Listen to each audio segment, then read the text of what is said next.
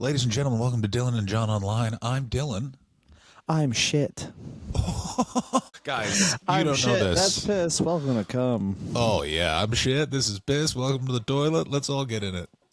What, do you have any specific times you used a public toilet that you think about? I've got like 11 times where I'm like, I think about that. The time when I was 8 and I shit full black that covered the entire toilet and then came out into a big log, and it was so much that I didn't even flush it. I went and got friends and showed them it, and my friend Paul said, and this was an 8-year-old, he went, I think you should go to the hospital for being so cool.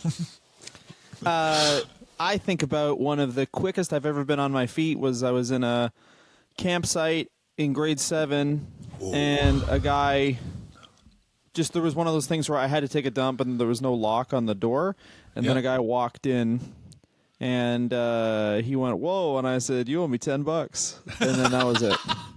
And then he walked out because, he was looking at a 13-year-old's taking a shit. He was a grown man. Anyway, I fucked him. You did. What, speaking of outdoor rec in your teen years, I remember in grade 10, I had to use an outhouse when we were doing winter camping, and 2 girls came out of it. And to this day, it was the worst shit I've ever smelt in my life, was one of those women shitting. What's even crazier is another woman sat in the outhouse with them while their asshole opened to hell. Jesus Christ. Isn't that insane? I remember there was I forgot to flush one time in the custodian at my school just with there, and then some of the guys on the football team I was on went, Gott left a curler. I'll never forget that. Gott left a curler for the janitor. They thought it was like a prank I did. Oh, of course. And the janitor was like, what the fuck, man? And I was like, I've just forgot. No one here should be happy with me.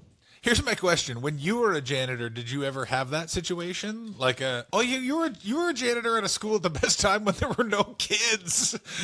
No, I was a janitor at a school that was up to grade 3, so it was no, it was pretty good actually. But it was also if a kid poops, it's whatever. But that's a fucking. I was 17. That's a kid with just That's a man. That's a man's shit. And also a 17-year-old in the late 90s. Your diet. I'm going to say this right now. Not quality. There's a lot of Cheetos. There's probably some Mountain Dew in there. I was always too cheap that I actually would buy snacks. So I would literally just eat it was just a white person's diet, just a roast. I had a roast every 3 days. That man picked up a fucking just a foot long hot dog worth of peas and a roast. Yeah, you ate like a medieval lord. It's not that you were eating a bunch of sugar. It's just he's 16 and he just ate a full rotisserie chicken for lunch. Yeah, exactly. I ate a roast and then breakfast was just cereal, and then lunch was just double butter. My mom would make sandwiches you were gonna roast or toast them, but then just wouldn't. So it'd be buttered on each side and then mayonnaise in the middle. It still makes me wonder how I was not just immobily fat through all of high school. Boomers. But it's also baby boomers, you have to remember, were raised by either people that survived a war or people who survived such an economic catastrophe they gave it a name in the middle of it. That's the thing. This is how bad the Great Depression was. It's not afterwards they were that's the Great Depression. In the middle of it, they're this is the Great Depression. That's it. I like it. There is no competing. That's it's kind of when you say midlife crisis, how it's there can't be a midlife crisis if you're calling it. It's in the middle of it and then you keep on going. You're just so you know, this is my midlife crisis, and then you fucking hit another gear of it. You're I'm buying a Ferrari with my life insurance money. Fuck you, kids. I'm going to say this. People don't understand that midlife crises evolve and change. And everyone's acting we, the humble millennials, are also going to have the Ferrari situation. I'm no. What you guys don't understand is all you fucks who suddenly have long hair at 38 and are suddenly polyamorous, that's your midlife crisis. It's just, we're millennials, so it's much cheaper. It's much cheaper. Yeah, all of that is exactly. as destructive to your life. Costs nothing. It costs nothing to say to someone that you love, listen, I would like to see other people that will probably eventually turn out to be super uber weird. Yeah. That's the thing. It's like we don't have enough money, so it's like, if anything, it wouldn't be like, man, I never had a Ferrari. Also, I feel like we're kind of, our friends are comedians, so we have different midlife crisis where it's like, the midlife crisis for most of our friends are, oh fuck, I need a job, rather than, because we both did the midlife, like our entire 20s and 30s was a midlife crisis. Yeah, I think my entire life is another man's midlife crisis. Yeah. Like, every year of my life is someone else's midlife crisis. What happened this year? Nearly died, got divorced, met someone, live in a house now. What? What happened the next year? Oh, my best friend died and I went around the world crying. What? What happened the next year? Went to Australia a bunch. Got engaged. I missed a year in there, but yeah, that's basically been the last 4 years. It's just nuts. Yeah, I got engaged. Twist to my dead friend. Weekend at Bernie's, baby. Yeah, exactly. I need to get his inheritance, and as it turns out, he's put some real weird shit in there. Look, he shouldn't have. He probably listen.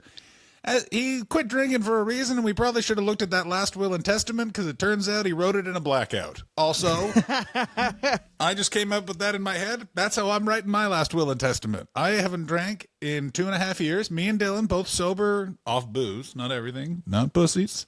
We're going to get hammered for the first, when we both hit 10 years of not drinking, although Dylan started drinking again, so he has to stop. We're going to hit 10 years of not drinking. Then we're going to each drink a full bottle of Jameson, and then we have to completely write out our last will and testament, and that is our legally binding document. Oh, that'd be good. First, all my money can go to some fucking pussy, fuck you. Yeah, what was it? I saw a bunch of my high school friends at a funeral, and I was like, we should get some beers, and then one of them was like, I can't even really drink anymore, so I just I microdose mushrooms if you want to do that. I'm like, not even a bit. It's like, so I don't, when you see somebody you haven't funny. seen, talked regularly in a while, you don't want to be like, let's get deep into the recesses of who you were in grade 8. Yeah. Here's the thing. I am a microdoser and a weedman, but here's the thing that no one talks about with those things. They're not that social. Like, marijuana is social in that and I think this is so gross, you stand with a piece of paper and then everyone puts their mouth on it quietly. And then you individually enjoy some of the weed that you would have enjoyed having so much more of that it wasn't covered in other people's mouth goo.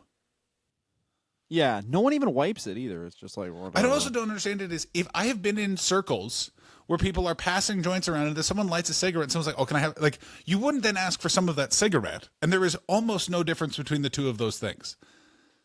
I hate the concept of sharing joints. I find disgusting, and I'm still too new to weed for people not to look at me like I'm a giant cop who misunderstood how this works. I wish there was like a different type. I was thinking about like what you could put in as batch that wouldn't just be tobacco, because I really don't like I like casually smoking something. I don't want to like be like, all right, I smoked a joint. I got to take the next 3 days off being a father. I'm fucked. Like, that was the thing about like. Weed is something that I don't know what year it was, but they should have stopped making it better like 10 years ago. It doesn't need to be like, what's this type of weed? Well, this is the forget your dad exists weed, and this is only think about his death weed. So those are the two. Let me say this about marijuana legalization. Here is the problem with it, is it has cut out the helpful criminals that existed in the marijuana space up until legalization, and that's who you need to answer your question. So when I started smoking weed, I was super sad for my divorce. I went to go buy weed for my, at the time, big-time Hollywood manager for Christmas. And while I was in there, a bald woman said, you got really sad eyes. Do you want some weed? And I got to tell you, Dylan, look at me. Dylan, look at me.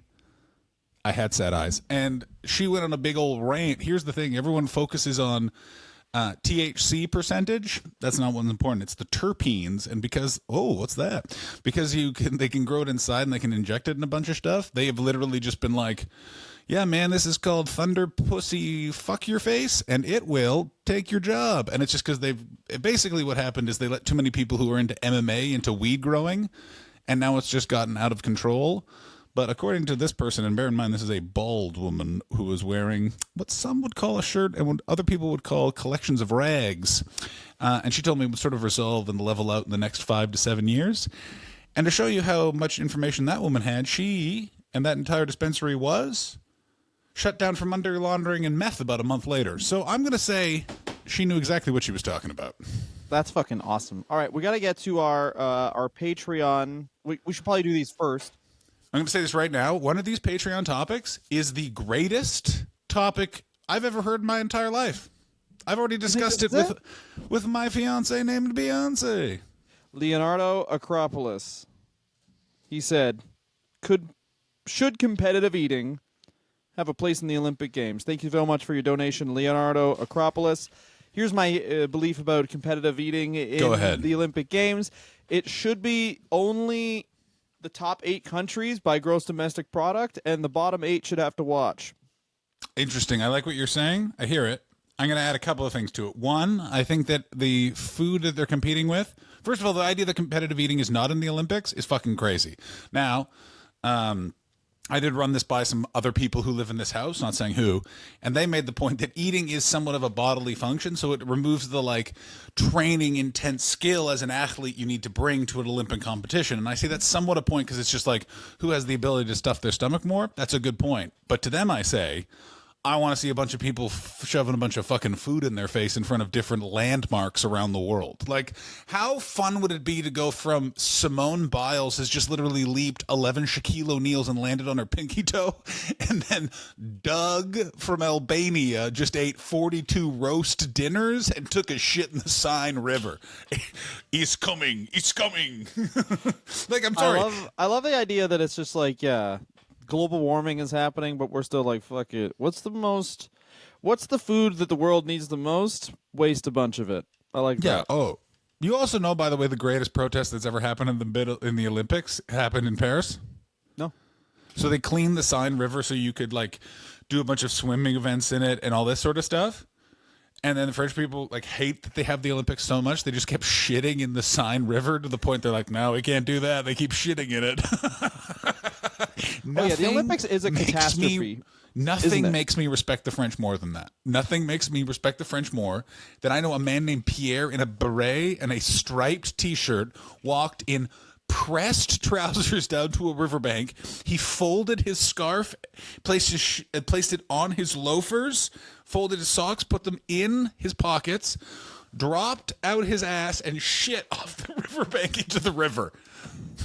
I will say that about France is I don't know anything about French politics, but every time they're in the news, it's like they tried to raise the bus fare by 10 cents, so everyone in France has a gun and they're running through the street shooting people now. Like it's like every one sandwich shop has said they don't have brie right now. The town of Lyon is on fire. 7 dead, 400 injured. No one is upset. I remember my wife and I went on a vacation to the south of France, but we got a 10 quid flight to a place called Béziers. And she was like, whatever, it's the south of France. Fuck it. Whatever, it's south of France, whatever. And then we looked up Béziers. We're like, why does this place suck so much? It was the first place to ban the burqa. So you went on vacation to Vichy, France? Pretty much. And then it was amazing. Like if you look up Béziers on Google Images, there's this really nice skyline view of it. But then like exactly below the skyline view is just old broken couches and dead birds. It was like they perfectly framed it. If you pan down even like that, you start to see, is that a broken couch? Another fucking 10 degrees? Is that a dead bird stuffed in that broken couch? And you're like, no, there's 500 broken couches and 2,000 dead birds. It was fucked. Let me say this about every major European city. Yes. Every major European city has like the tourist area, and no place is more noticeable not the tourist area than in those cities. Exactly your point. You're like, this view is amazing, and the sweet, sweet air smells like bread. What happens if I turn that corner? Oh, that's where we let the birds shit, and this guy named Doug he just shows you his scabs. Why do you have that part of town? Man, we didn't get cable until like 2004. We were bored. No. Why? That's where tourists don't go there. That's where you will be stabbed. It's actually a bylaw. You have to be stabbed if you stand there. So just don't go there. You're going to be stabbed. Yeah, oh my God. The best is British, it's like small. The thing with England is you go to London, you're like, wow, what an amazing. And then you go to any, like Manchester, no, Liverpool a bit. Bristol, no. Brighton, no. Birmingham, yes. Like, you go to any other city and you're just like, what? Ah, not even any other city. You go out of the main tourist areas of London and you're just like, what happened here? And you're like, well, it's 7 p.m. and they've had 40 beers, man. What do you mean they? I mean, everyone who is alive right now has had 40 beers. You know why? And it's like, they're done work. It's only been for 2 hours. I'm like, oh, they started drinking at work. Yeah. They still want to be up to garden. Yeah, they're going to. Listen, they gotta be in a full blackout for some reason to ride a train home to a house they don't like to come immediately back here. Yeah, it is funny. Britain would be the easiest country for like an evil prime minister to ruin because they wouldn't have to do anything other than like Weatherspoons is open till 1 a.m. now. And it's my God. The country's done. If they wanted to just deflect from all of the economic and societal damage of Brexit, literally if they just turned, that's so funny, if they turned to Weatherspoons and are like, you're open 24 hours, and they'd be like, rule Britannia, Britannia brave. We've done it, gentlemen. And literally the entire country would be turned around. Like, if they could just get, like, I remember things were so hard in Brexit, and then they made it so I could buy a $3 pint at 4 a.m., and I just thought, we'll be fine. It is insane how cheap stuff is at Weatherspoons. It's the best. It's not as much anymore, sadly. It's not to the the level of like the meal deal glory. Like, all the stuff that we were able to participate in the pre-Brexit years of like, hey, how do you survive in England? Well, you'll have a lot of money on paper, but no one will pay you on time. So you'll be somehow poor, although totally fine if anyone would just fucking pay you. That said, you'll be able to subsist pretty easily because for some reason in England, everything costs £1 if you're just willing to have the not as nice version. Yeah, I love that. I mean, Weatherspoons did have one of my favorite moments where one of our friends... I just got a new shirt. John, do you want to see it? Yes. Do you want to see what a midlife crisis looks like? Yes, I do want to see I what want a to midlife complete crisis. the story because it was amazing. Was our friend at 6 p.m. we were drunk in a Weatherspoons, asked for a guy for cocaine. The guy said no, and our friend said, "You're lying. I know you have cocaine. You just don't want to share it with me," which is so funny to go full 4-year-old. I also enjoy that I know the one of two people that is, and it's so exactly... It was Dylan and Gott. It wasn't you. I know that for sure. It wasn't me. No, I would not. No, there's no way in drugs hell. In the daylight fills me with such Oh. shame. Like even like wake and bake people on vacation. Like, you want to wake and bake? I'm like, maybe I'll have to apply for a job at 11 a.m. You fucking loser. You never know when people in the Bahamas will need an accountant. I'm all for waking and baking. I'm on cocaine right now. Oh, Dylan's just stormed out of the podcast. I will say this about drug use. You've not lived until you are at the Edinburgh Festival and you still have 4 shows to do on the last day, and your flatmates are just doing all the cocaine they bought that month, remnants, and watching television. That is, one of them literally was like, "You went to shoes, you're a loser." And then he did a bunch of cocaine off a plate, and I was like, am I the loser? Dylan is about to take off That was the thing about... Oh, yeah. We having a fucking gun off? Is it time for the gun show? It was... No, I'm putting on my Midlife Crisis shirt. Yeah, sure, take your shirt. Fucking sun's out, guns out, bitch. The dope thing about Edinburgh, though, was that you would be like... you do hard drugs, and then you could do sex with people that are out of your league. And you're like, am I a rock star? And then you do the math like, no, this is how drug addictions start, is because you just do drugs and have sex with people that are out of your league, and then all of a sudden you no longer participate in society because you did that twice, and you think it just is going to happen every day. I think I'm really impressive, Dylan, that you went as far as to figure it out after twice. I know people that just the idea that a lady might fuck them after they do all this cocaine has kept them. Oh.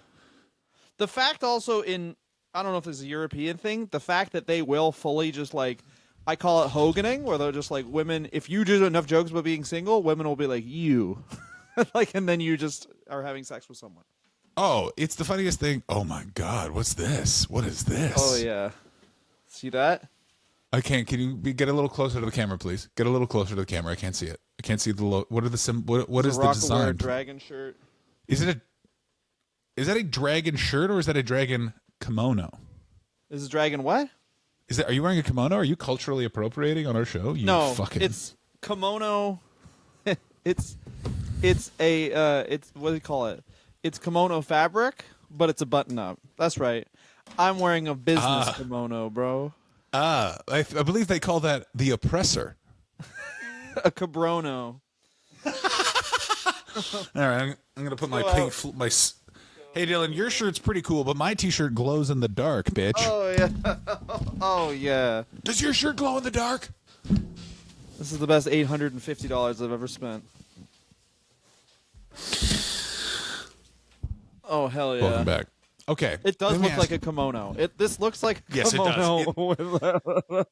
I mean, now that you're wearing that, it looks like we're literally about to discuss either the Earth being flat or how you are very upset about the coup Kamala just perpetrated. It doesn't take much for me to look like a guy who's about to talk about the Earth being flat. It does look like I'm about to start unboxing like fucking what do you call it? Fleshlights.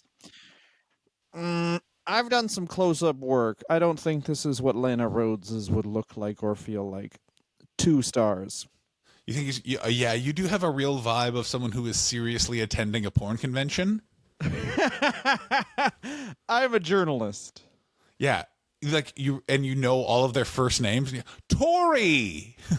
It's so funny, like, there are people who do good work with it now, but the idea of a pro wrestling journalist must have been so funny in 2008, where it's like, I think Candice Michelle wears a different perfume than she says she does. We'll get to the bottom of it on the Slamcast.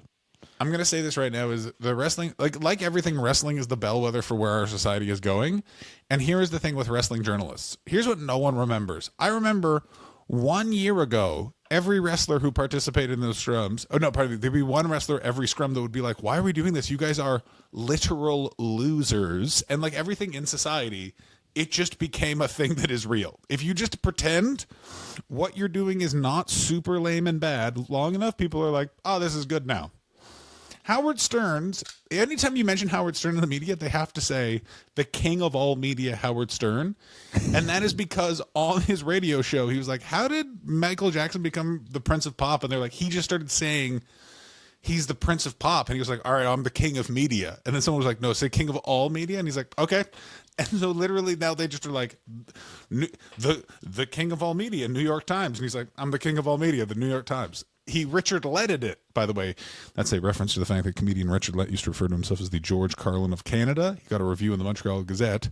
That's a reference to a man who, over the pandemic, faked his own death by writing on Facebook, I'm dead. I was going to get to that in a second.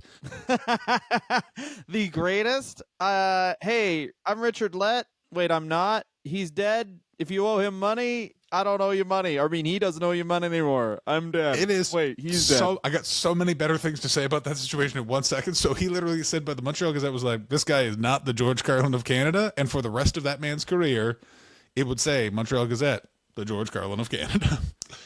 Montreal Gazette said that. Montreal Gazette said he is not the George Carlin of Canada. And he just took... I would love someone to refute, like, Dylan, just so you know, Dylan Gott. It doesn't have a top button, though. I can't wear a tie with this. This is it definitely useless. would not. It doesn't have a top button because I guarantee it's referencing that very weird and odd comment that James Bond makes in the absolutely inoffensive and totally appropriate movie You Only Live Twice, where for some reason before the mission, him and the head of the Japanese Secret Service, Tiger Tanaka, are being bathed by like 12 women in this white room. And that movie's nuts. And he goes, isn't that the one where they boil? Is that the racist one where they boil them alive or something? Or he runs into the like savages? No, it's the racist one where they turn Sean Connery into a Japanese man by manicuring his eyebrows only, which I guarantee is real. I guarantee he's in disguise. There you go. No, no. They don't even do the eyes. It's literally just like they make the eyebrows more Martin Scorsese, and they're like, fine Japanese man. And you know Sean Connery was like, I'll do the voice. I'll do the voice and do the eyes. And they're like, that's why I love first of all, you sound like Michael Caine. Second of all, no. I've had noodles twice. I'm a Asian now. I always remember watching that movie, and I now know that it's just the person that there was a kid in my after school program. For some reason, we were watching a James Bond movie at 11, and one of the kids turned to me, and this is the first time I ever heard it, and they just went, Asian ladies' vaginas go the other way. Now, that kid's father clearly was just talking in the car, but about what? woof. But I just always would be like the other way, like the vagina's where their butt is what I thought of. Yeah, they all revolved around Asian people back then. I think even in the 90s it was like, hey, let's not pick on. 90s is for small-minded about Asian people. You know what it was? Because a funny thing is, we watch professional wrestling, and you can tell by my beautiful shirt. Yeah. This is the most button-up shirt you can tell this guy watched wrestling. And if you watch wrestling, I forget what the word for it is, but you can tell where society roughly is at by watching wrestling, what society's main fears are. And in the late 80s, it was like bad guys in wrestling were like, this Japanese corporation is buying the world title. It is so funny. Yes, absolutely. You can really see where the Overton window is in pro wrestling. Like right now, by the way, the main villain of pro wrestling is just the notion of a female president. They don't even have a character portraying it. It's just every Monday, the main writer of the program, a guy named Triple H, walks out and goes, well, what if Joe Biden was a woman, though? And then everyone throws up and screams. No!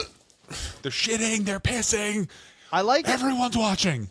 I do like it now, though, because now it's like, it is kind of how it is where the bad guys aren't really that bad anymore, but everything's so corporatized in wrestling that you're like, who's the bad guy? Oh, the whole company. They work with the Saudis. They were the first ones to work with the Saudis. Yeah. And then, yeah. Who are the heels? The organization are the heels. This is a multi-billion-dollar company that if you are what you do, they mostly sexually assaulted kids in the 80s, women in the 90s, everybody in the 2000s and 2010s, and then one person specifically in the 2020s. And you're like, what? And you're like, yeah, man.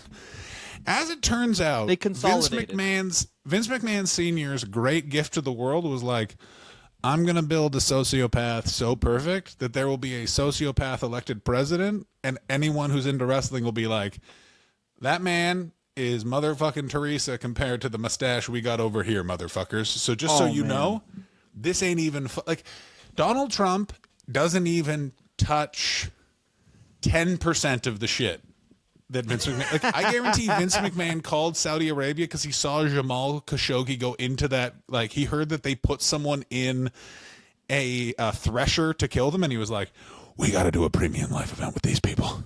Well, where's McFoley? Put him in the chipper." It's crazy that you guys would work with a company that got rid of a country that just killed a journalist. No, that's why we're working with them. Yeah, no. They have ruthless aggression. I guarantee that was in the negotiation. I would love to work with you. I think you're a great country. Look, I'm going to need you to kill a journalist. Yeah, I'm going to need you to not break kayfabe. I'm going to need you to get some heat. We're going to have to murder a journalist with a wood chipper. Vince, I'm a oil rich Saudi prince. I don't think that'll have a lot of attention.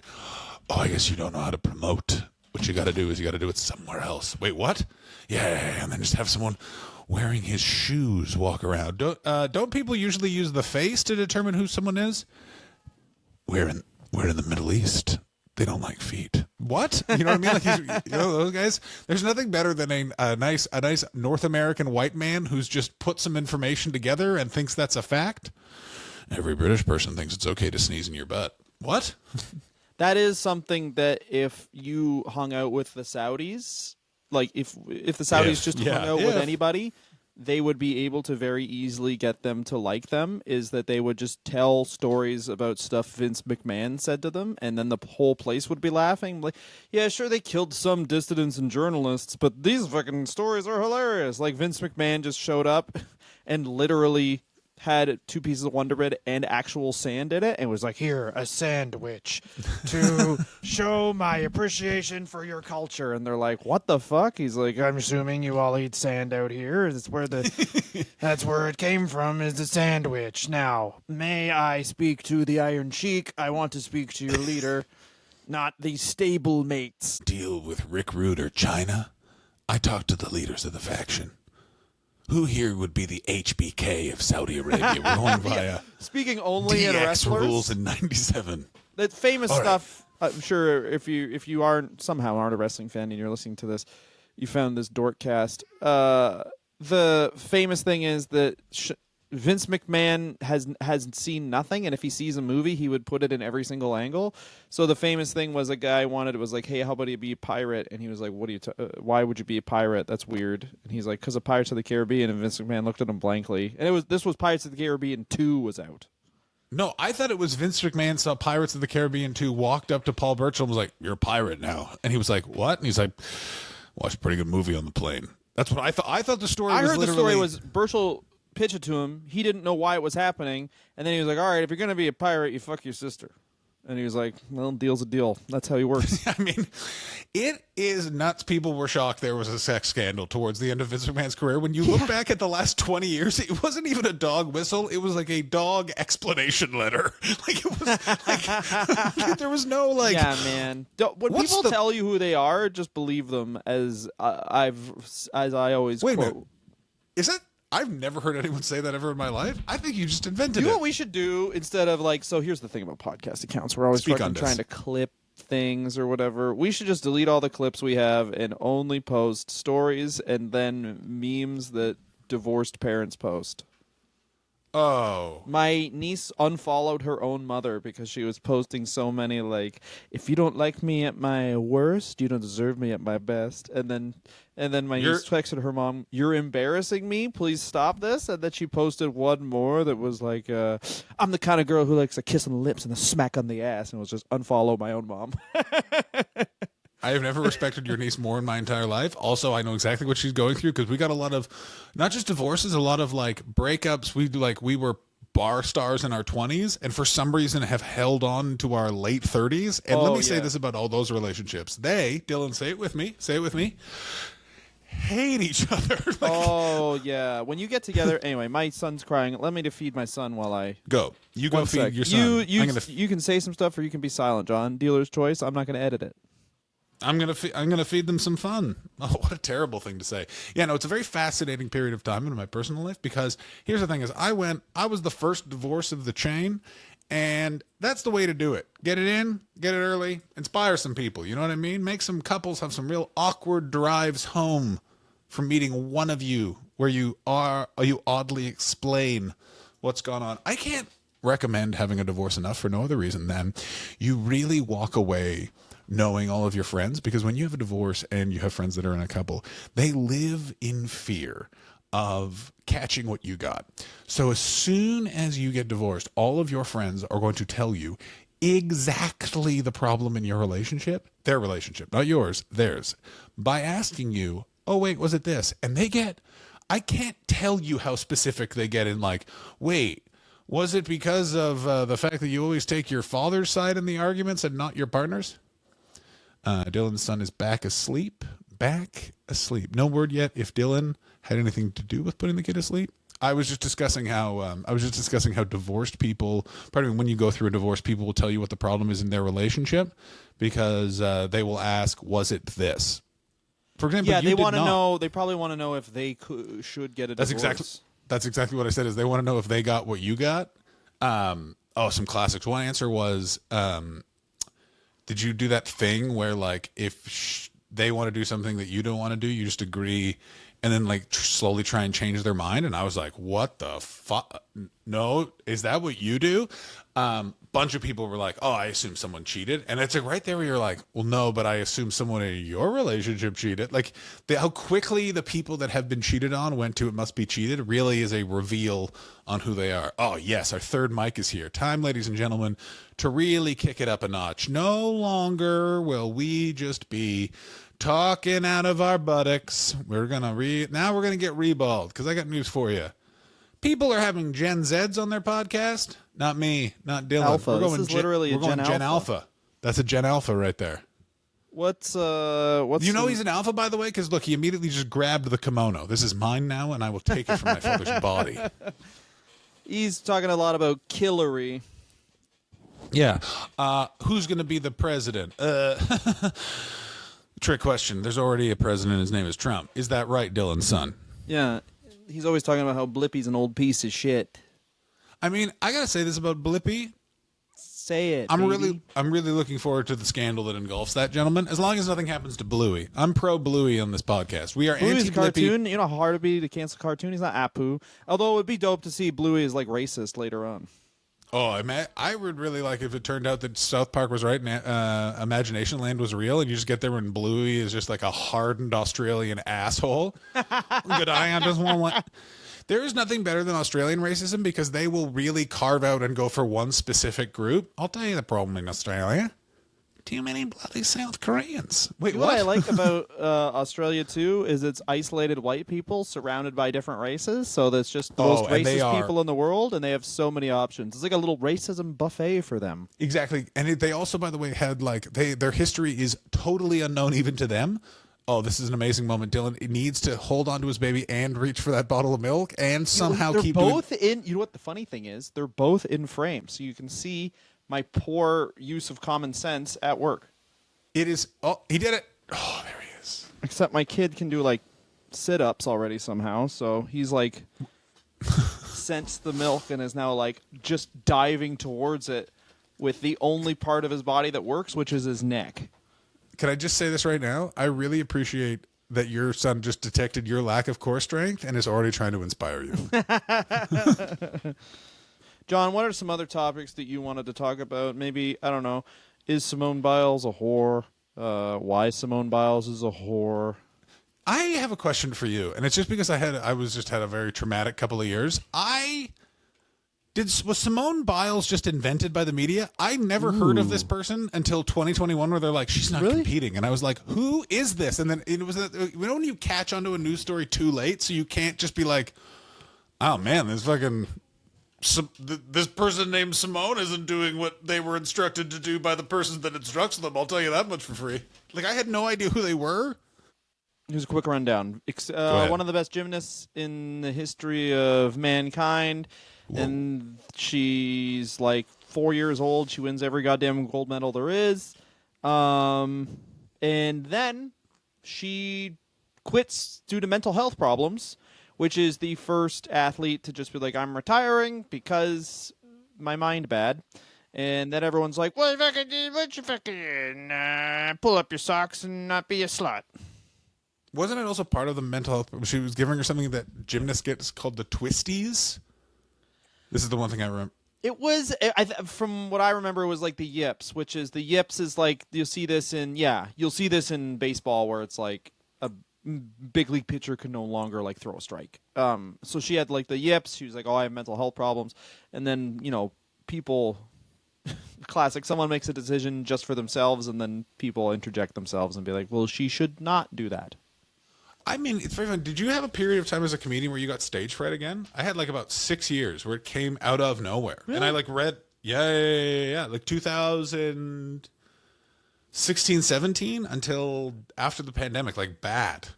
I only have the part where I woefully underperform under pressure. So I had a really good talk with someone about that, about how his name's George Westerholm, very funny comedian. Of course. And he was also had the pleasure of being a comedian when, like, in the 80s, when it was like, oh, if you're crazy enough to do this, fucking, there you go. You get an SNL audition. So Lorne Michaels from Saturday Night Live just showed up to his show randomly, and they would do a brand new show every month. And they were like, well, Hayes in the barn. We can't change these tech cues because they're a friggin' sketch duo. And they just bombed for an hour in front of Lorne Michaels.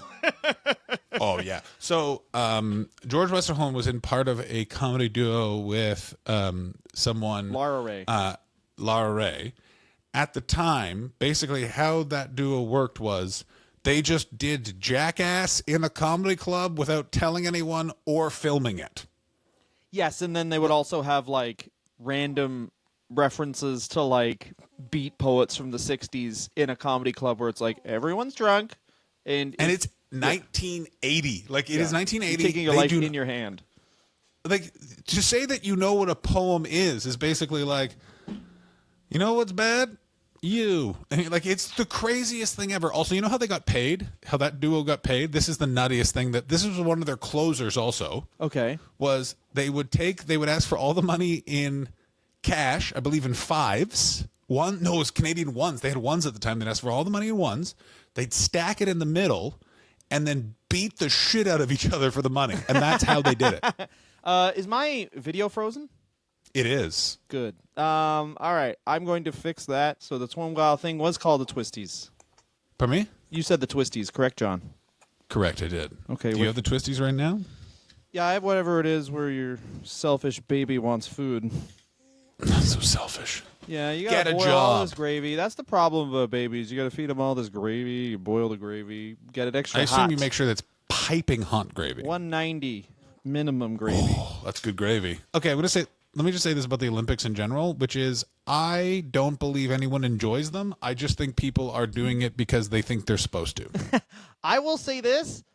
The thing I see the most about the Olympics online is just that like a sprinter has a huge bulge or It's a pole vaulter, and don't pole think that we vaulter were with a huge dong, the Turkish guy who shot the thing, but here's what I like the Olympics because you do realize like we get in our own heads about like basketball, football, baseball, maybe hockey, golf, whatever.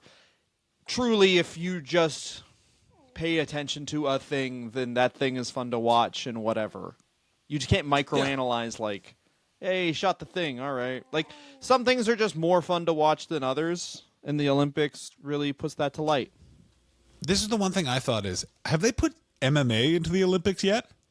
They were going to, but there's no real way to do it without being like, okay, each round robin, it takes 14 years because a guy will like break his arm, win but break his arm. Yeah, because there's no way to sort of do, because it's like it's in the same, like even Olympic boxing has to be pretty brutal because it's like even back in the day they'd give them like a day off between fights, and the Olympics are like, well, you're going to fight 8 times, and some of these countries, they are cheating. They're on steroids. They're all cheating and they bought everybody off. Yeah, I will tell you this: not having Russia there, it's a real shame because there are not people just on gas, baby. Yeah, Russia. I was like looking at the thing and I was like, where is Russia? But yeah, I guess Russia got excluded because Lord Too woke. Yeah, because they have too many trans athletes. Because the Olympics are too woke. That's the problem. And I guess once again, yeah, bending the knee to the wokerati.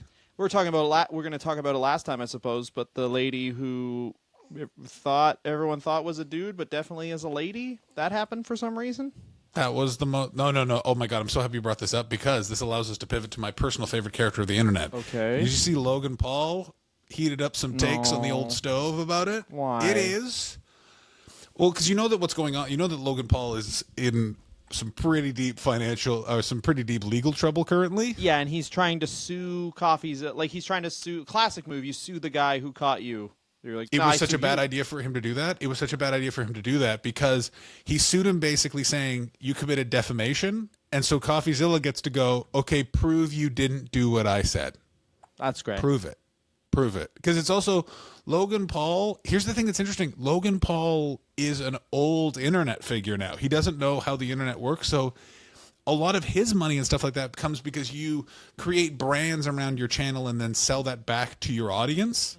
He doesn't understand that CoffeeZilla is a turbo dork who has green screened his house to the point that he has an animatronic robot he tells the stories to, and you're gonna pick an argument with that guy? Like, that guy's literally, the channel should be called I Got Time, Let's Do This. And it is His whole his whole business model is doing this, and your business model is let's chop it up with the boys. Yeah, exactly. Your business model is chop it up with the boys, and his business model is chop it up with the killers. Now, what is very interesting is you can see Logan Paul in the last month has been doing a bunch of deflecting things to try and create other controversy so people don't talk about that. But he's too old now. Like, he's not like a young, this rascal kid running around the neighborhood with his sociopathic brother. He's a man in his 30s who is despicable, and his brother has somehow rehabbed his career to he's like, I'm Don King, but somehow ethical. And everyone's like, how fucked was Don King that this guy is ethical? Jake Paul publicly endorsed Trump, though. I mean, yeah, obviously. Who do you think that guy was? Which also, complaining about woke people is now like 10 years old. That's like, complaining about woke people is now like, if I was like, I hate emo kids. Correct. It's also that thing of like, it's why like, it's actually why I think Joe Rogan is getting a lot of internet troll incel documentarians being made about his current stand-up special, is that it's not any different than any other stuff that's come out. It's just it was put out a little later than the rest of it. So it seems a bit tone deaf. Like people don't realize like we're in a cultural shift. The Trump sort of landslide was in 2016. That's 8 years ago. Yeah. Like, yeah. I've had so much sex since then. You got married and divorced almost twice. I rate it via sex I've had. I've had a bunch of sex since then. Yeah, I went from no kids to now I have a podcast with a kid. Whoa. Yeah, we are. I like that our third mic, by the way. Some people's third mic, like Steven Crowder added Dave Landau. As a guy who just shit his pants, yeah. Jim Norton. Yeah, and we beat them all by hosting a guy that just shit his pants. Nothing is more radio shock jock. Our third mic does not talk. He just shit himself, and he's crying. Beat that. Yeah, that's a Howard Beat Stern it. character. Oh yeah, Beetlejuice? Well, this guy is shorter than Beetlejuice and just shits his pants. Yeah. Oh, does Beetlejuice say crazy shit? This guy can't talk. He goes goo goo gaga. Oh man, Make a prank call about that. classic Fuckface. radio stuff. Here, it's our intern, the baby. The baby is shit. You're overthinking it so much. First of all, they'd be like, here's the intern. A shit noise.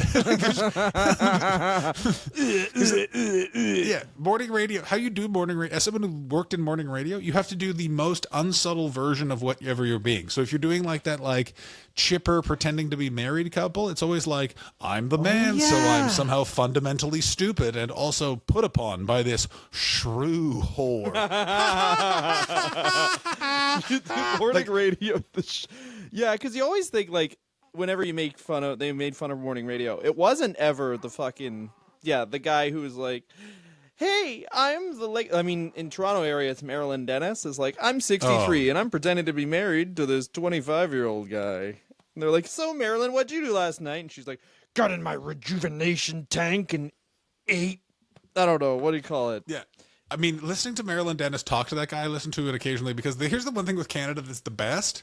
You want to still hear what's going on the radio? You walk into any business, baby. They're playing it over the loudspeaker. Yeah, the radio. But I mean, I what would love you it. do? Like free fucking Spotify shit? Is that what you would play? Is that what they do in the States? No music, really. It's a weird. That's That's thing always weird. That was the weird thing about Weatherspoons in England. It was like no music. Everyone's focusing on their grief. Is it recent? No. Some people are grieving just that they lost $5 last week, but we're all grieving. There's some people are grieving because they're just here. They don't want to be here. Yeah, some of them are grieving. I'll never forget Weatherspoon's breakfast. I think we did the gig together, and an old man just went, "You cheeky lass," to a lady, and my skin crawled. Yeah, that was in Leicester. We were both. Well, that was when we did a bunch of wrestler reviews in my hotel room at the Leicester Comedy Festival, and we were so drunk they're unlistenable. We were so drunk we didn't realize I think one of our mics wasn't recording. Oh, such good stuff. Mike Rotunda, of course, a wrestler who in the 80s was like, he made himself Captain Mike Rotunda because some guy was like, hey, if you put my boat on TV, it's free. And he's like, sick. I'm Captain Mike Rotunda. This is my boat. Also my real boat. Bye-bye. Yeah, it's also my real boat. So what's your gimmick? Like you're like a pirate? No, my gimmick's I'm a guy with a boat. No, I'm a guy with a sick boat. Also, I need time off to use the boat.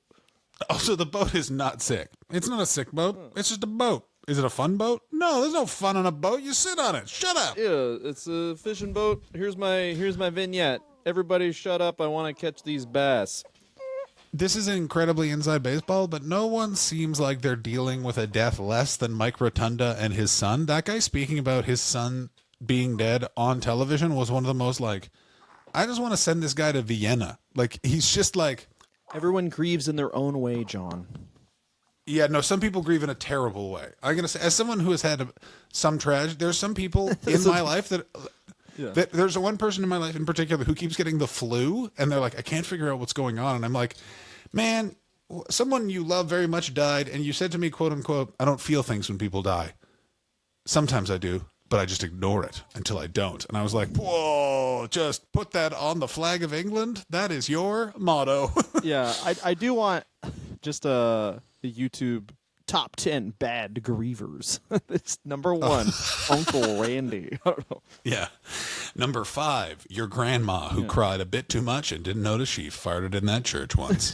Yeah, she had a pussy slip at the funeral. Fuck you, Grandma. I've never been to a bad funeral. I've been to some fucking nuts weddings. I forgot about this. My uncle reminded me that we were at a wedding when I was a kid where during the speech, one cousin got up and went, I fucking told you not to tell that story. And then someone else stood up and went, you told me that. And then they fought. I love anyone who comes to a wedding where it's like, could have put on a nice suit, gonna settle some scores. Incorrect. Not a nice suit wedding. I will never forget. There was 2 sides. There was the bride and the grooms. And someone who may or may not have been my grandmother turned around. You can tell who the grooms are because we know how to dress. Unlike these East Coast pigs. Oh, yeah. If you mix like Ottawa area with Halifax, better. It's just like, I tucked the Molson Canadian shirt into my blue jeans. Yeah. That means I'm ready for dinner with the Queen. It's also, my family loves the reason why we need to dress up is someone is from another country is there. Oh, to impress them. Cousin Rupert is coming in from Antwerp. Rupert. So, or whatever the fuck. That's fucking Oh my sick. God. Listen, there was an aunt, and I did the math because we had a distant aunt who lived in South Africa, and they're like, yeah, she met a nice diplomat and then moved to South Africa. And it was only 5 or 10 years ago when I went, excuse me, everybody, I just did the math there on that one. Diplomat for the apartheid government of South Africa? And you know that energy, the entire family just goes like, well, someone's cracked the code and we're not going to acknowledge it. What was the, did you ever play that? Oh, we'll close on this. And then Speak we'll on do this. another episode afterwards. Of course. Did you ever do that comedy club in Johannesburg where the guy was like, "Oh, I only started this after, like, whatever year," and I was like, "What'd you do after before that?" He's like, "I was in the army," and I was like, "Oh, okay." Oh, I did not play that club. I got the Johannesburg Comedy Festival. The only time that they brought it back was right before COVID, and then COVID killed the business again. And I wasn't able to go because I had to audition for Dylan, a little show. Are you ready? the Called off. America's Got Talent. Oh, That was when I was on America's Got Talent. I would have been in Joburg for the start of the pandemic. Instead, I was in Los Angeles. Oh, that sucks. I'm fine with it, quite frankly, in that for where I was in the end, the ability to have been able to take a train to where I was locking down for the pandemic as opposed to having to fly back from Africa. You probably don't want to get straight in a foreign country during a global pandemic. Well, that's the thing is, like, I don't know, like, would I have been able to get back? Like, it's fucking nuts. You know what I Sure, mean? you would have. You would just fucking been like, "I'm getting on a plane." Well, some of those stories about like people were like at the airport trying to get on planes for a bunch of time or whatever. Anyway, I would have just commandeered a plane or fucking made a plane myself and got out of there. But I know someone who literally, this is how, literally the person like was like typing at the computer, looked at them and went, you have 40 minutes to get on a plane that is at gate 17. That will be the last plane going to your destination for the foreseeable future. My computer just put an alert that I've never seen before that is reserved for like a large event. And then my friend had to run and get on the last plane that went to New Zealand for something like 20 months. that's fucking Or some crazy. like literally it was like, and now you live here. Yeah. With a carry-on. Moved to New Zealand with a carry-on. Hell yeah, that's fucking wicked. Like, it's just nuts. It's so fun. I cannot wait until your kids are old enough for me to bore the shit out of them with, you don't even fucking know. I went through the pandemic. I had to play Batman Arkham Asylum twice, and I enjoyed it. Well, that'll be the story of like what I went to mentally and stuff. Like, but you were full. I gained weight. Yeah. Oh, we all exercised and actually came out looking much better. Either looked much better or ate so much, and it was fun. Anyway, that's it for this episode. Next week will be another episode about whatever the stink. Give us topics on Patreon or don't. Fuck yourself. Oh, Dylan, yeah, give us see some you- topics, but this one's being recorded immediately after the other one, right? So there will be no Patreon topics. There will be no. Yeah, there will. Your involvement in this is negligible, fans. Yeah, next one, but the whole next one, you can make it all Patreon topics if you want. I love you.